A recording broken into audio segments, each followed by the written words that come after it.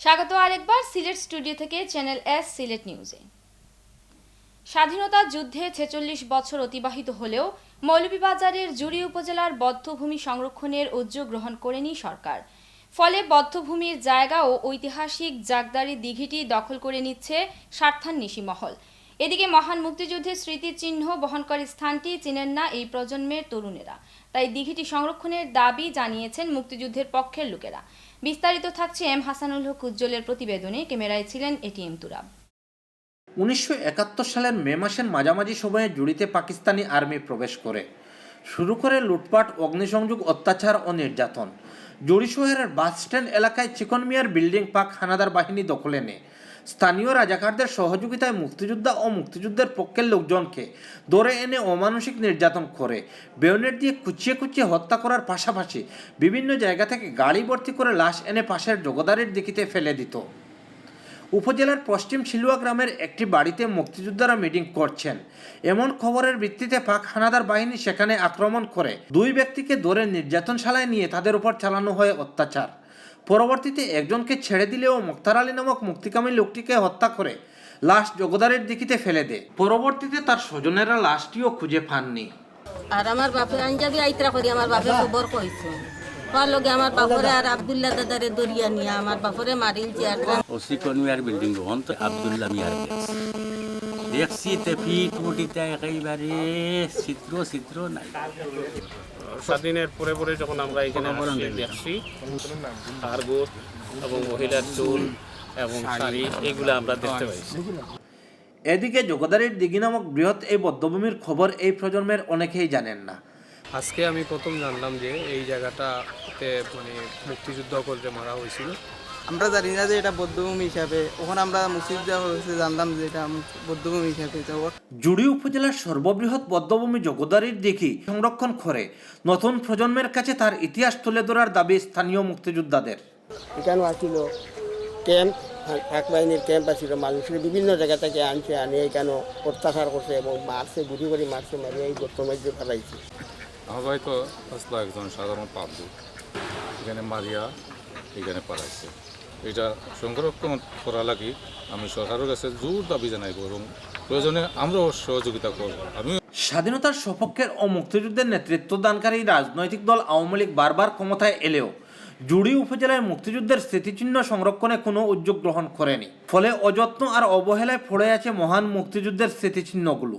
কালের সাক্ষী হিসেবে রয়েছে মৌলভীবাজার জেলার জুড়ি উপজেলার এই জগদারের দিঘিটি। পাক হানাদার বাহিনী বিভিন্ন এলাকা থেকে মুক্তিকামী জনতাকে হত্যা করে এখানেই লাশ ফেলে দিত। তাই এলাকাবাসী এই দিঘিটিকে সংরক্ষণ করে মুক্তিযুদ্ধ ভিত্তিক কিছু করার দাবি জানিয়েছেন। এম হাসানুল হক উজ্জ্বল, চ্যানেল এস নিউজ, জুড়ি, মৌলভীবাজার। আসন্ন ওসমানীনগর উপজেলা নির্বাচন আগামী 6 মার্চ। নির্বাচনকে কেন্দ্র করে জমে উঠেছে প্রচারণা। প্রার্থীরা কাটাচ্ছেন ব্যস্ত সময়। সকল প্রার্থীর সাথে প্রচারণায় ব্যস্ত আছেন ঘোড়া প্রতীকে স্বতন্ত্র প্রার্থী আখতারুজ্জামান চৌধুরী জগলু। বুধবার উপজেলার স্থানীয় গোয়ালাবাজারে ঘোড়া প্রতীক তথা জগলু চৌধুরীর সমর্থনে এক সমাবেশ এবং গণসংযোগের আয়োজন করা হয়। সমাবেশ চলাকালে জগলু চৌধুরী বলেন, উপজেলা নির্বাচনে নাগরিক কমিটি হয়ে এবারের নির্বাচনে তিনি অংশগ্রহণ করেছেন। সাধারণ জনগণ তাকে ভোট দিয়ে আগামী 6 তারিখের নির্বাচনে ঘোড়া প্রতীককে বিজয়ী করবে বলেও তিনি আশাবাদী।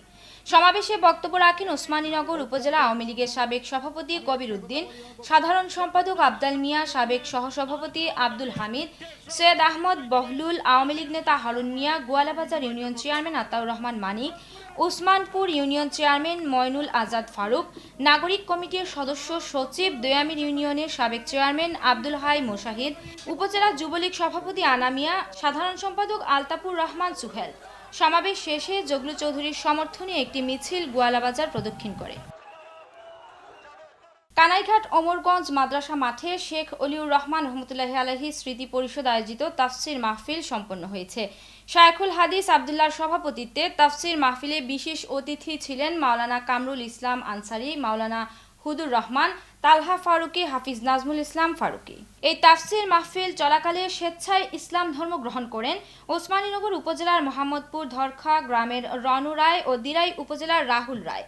এ সময় রনু রায়ের মুসলিম নাম মোহাম্মদ আবদুল্লাহ ও রাহুল রায়ের নাম আব্দুর রহমান রেখে নটারি পাবলিক করা হয়। মুসলমান হওয়া এই দুজনকে কলিমা পড়ান আল্লামা সৈয়দ কামাল উদ্দিন জাফরি। এ সময় বিসমিল্লাহ হেল্পিং ইউকের উদ্যোক্তা এম এ শাকুর সিদ্দিকী নব এই দুজন মুসলমানকে 50,000 টাকার অনুদান ও নজিরুল ইসলাম 50,000 টাকা অনুদান প্রদান করেন। বিয়ানীবাজার পৌর শহরের কলেজ রোডে হ্যাক্সাস বিয়ানীবাজারের কার্যালয়ে অর্ধশতাধিক লাইফ স্কিলে উত্তীর্ণ শিক্ষার্থীদের মধ্যে সম্মাননা ক্রেস্ট প্রদান করা হয়েছে। অনুষ্ঠানে প্রধান অতিথি ছিলেন বিয়ানীবাজার উপজেলা পরিষদের চেয়ারম্যান আতাউর রহমান খান। এ সময় তিনি প্রধান অতিথির বক্তব্যে বলেন, যুক্তরাজ্যে যেতে হলে IELTS সহ লাইফ স্কিল প্রোগ্রামে এখানকার ছেলেমেয়েরা উত্তীর্ণ হতে হবে।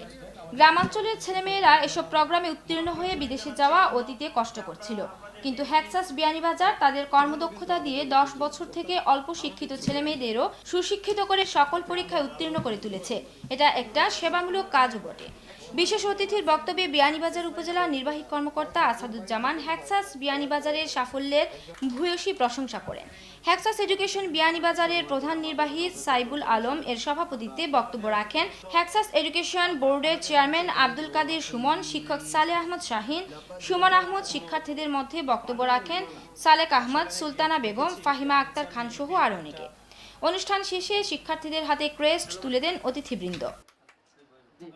এই কোর্স শেষ করে যারা আজকে বিদায় নিয়ে যাচ্ছে, আমরা তাদের সুস্বাস্থ্য কামনা করছি এবং তাদের মঙ্গল, তাদের ভবিষ্যৎ উজ্জ্বল হোক। তারা তো প্রবাসে চলে যাবে, আর হ্যাক্সাস উত্তরোত্তর বৃদ্ধি পাক, তাদের এই কার্যকলাপ আরও বেশি শক্তিশালী হোক। প্রায় অর্ধশত শিক্ষার্থীকে আমরা সম্বর্ধনা প্রদান করেছি এবং সর্বোপরি হ্যাক্সাস এডুকেশন সিলেটে ইংরেজি ভাষা শিক্ষাটাকে একটি উচ্চতর পর্যায়ে নিয়ে যাওয়ার জন্য সর্বোচ্চ চেষ্টা করছে। শিক্ষার আলোর দিশারি হিসেবে সংবর্ধিত হলেন জগন্নাথপুর পৌরসভার ইকরছইর গ্রামে যুক্তরাজ্য প্রবাসী বিশিষ্ট শিক্ষানুরাগী ও সমাজসেবী হাজী আবুল কাশেম। মঙ্গলবার ইকরছইরস্থ হোলি চাইল্ড কিন্ডারগার্টেন পরিচালনা কমিটি, ছাত্র ছাত্রী, শিক্ষক মণ্ডলী ও অভিভাবকবৃন্দের যৌথ উদ্যোগে তাকে এই সংবর্ধনা প্রদান করা হয়। স্কুলের হলরুমে অনুষ্ঠিত সংবর্ধনা সভায় মোহাম্মদ হাসির আলীর সভাপতিত্বে অনুষ্ঠানে বক্তারা বলেন, বিশিষ্ট শিক্ষানুরাগী যুক্তরাজ্য প্রবাসী হাজী আবুল কাশেম প্রবাসে থেকেও দেশের আগামী প্রজন্মকে আধুনিক ও তথ্য প্রযুক্তি নির্ভর শিক্ষাদানের লক্ষ্যে স্কুল প্রতিষ্ঠা করেছেন, যা প্রশংসার দাবিদার। শিক্ষাক্ষেত্রে বিশেষ অবদান রাখায় শিক্ষার আলোর দিশারি স্বীকৃতিস্বরূপ হাজী আবুল কাশেমকে ফুলেল শুভেচ্ছা ও সম্মাননা স্মারক প্রদান করা হয়। স্কুল পরিচালনা কমিটির সদস্য শাহ আল আমিনের পরিচালনায় অনুষ্ঠানে সংবর্ধিত অতিথির বক্তব্য রাখেন যুক্তরাজ্য প্রবাসী হাজী আবুল কাশেম। বিশেষ অতিথির বক্তব্য রাখেন সাংবাদিক জামাল উদ্দিন বেলাল, স্কুল পরিচালনা কমিটির সদস্য জুনেদ আহমদ ভুইয়া, লিমান ভুইয়া, শিক্ষিকা সুজিনা বেগম ও ছাত্রী তাসলিমা আক্তার। আমরা এই এলাকার সবে মিলিয়া একটা শিক্ষা প্রতিষ্ঠান শুরু করছি। আমরা সবের দেশ বিদেশের মনোকামনা সহযোগিতা চাই। পৌর মেয়র আবুল কালাম চৌধুরীর ঐকান্তিক প্রচেষ্টায় ও ছাতক পৌরসভার সার্বিক সহযোগিতায় আয়োজিত ছাতক পৌরসভার প্রথম মেয়র কাপ ফুটবল টুর্নামেন্ট 2017 সম্পন্ন হয়েছে। টুর্নামেন্টের ফাইনালে 2 নম্বর ওয়ার্ডকে 1-0 গোলে পরাজিত করে চ্যাম্পিয়ন হওয়ার গৌরব অর্জন করে 9 নং ওয়ার্ড ফুটবল দল।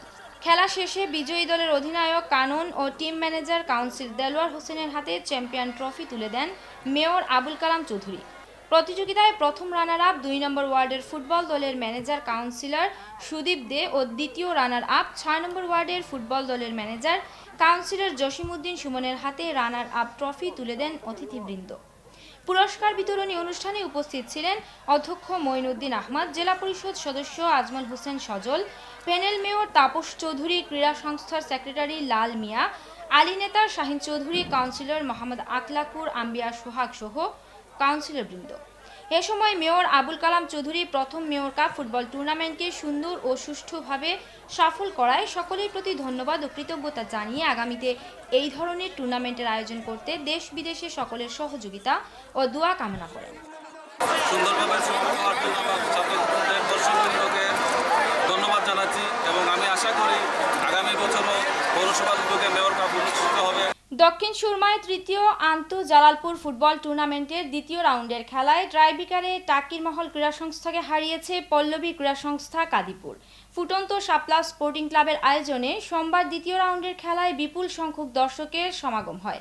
খেলা শেষে পুরস্কার বিতরণী অনুষ্ঠানে প্রধান অতিথি ছিলেন যুক্তরাজ্যস্থ জালালপুর ইউনিয়ন ওয়েলফেয়ার অ্যাসোসিয়েশনের সদস্য কমিটির নেতা গোলাম মোস্তফা। প্রধান অতিথির বক্তব্যে তিনি বলেন, ফুটবল গ্রাম বাংলার অত্যন্ত জনপ্রিয় একটি খেলা। জালালপুর ওয়েলফেয়ার অ্যাসোসিয়েশন শিক্ষা ও সামাজিক ক্ষেত্রে কাজ করার পাশাপাশি এলাকার ক্রীড়াঙ্গনকেও এগিয়ে নিতে চায়।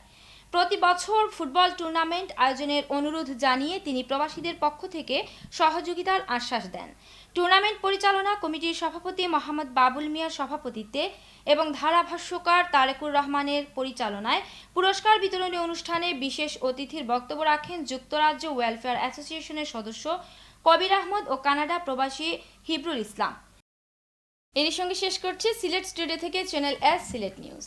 সিলেট বিভাগের প্রত্যন্ত অঞ্চলের খবর জানতে চোখ রাখুন চ্যানেল এস এর পর্দায়। এতক্ষণ সঙ্গে থাকার জন্য ধন্যবাদ। আল্লাহ হাফিজ।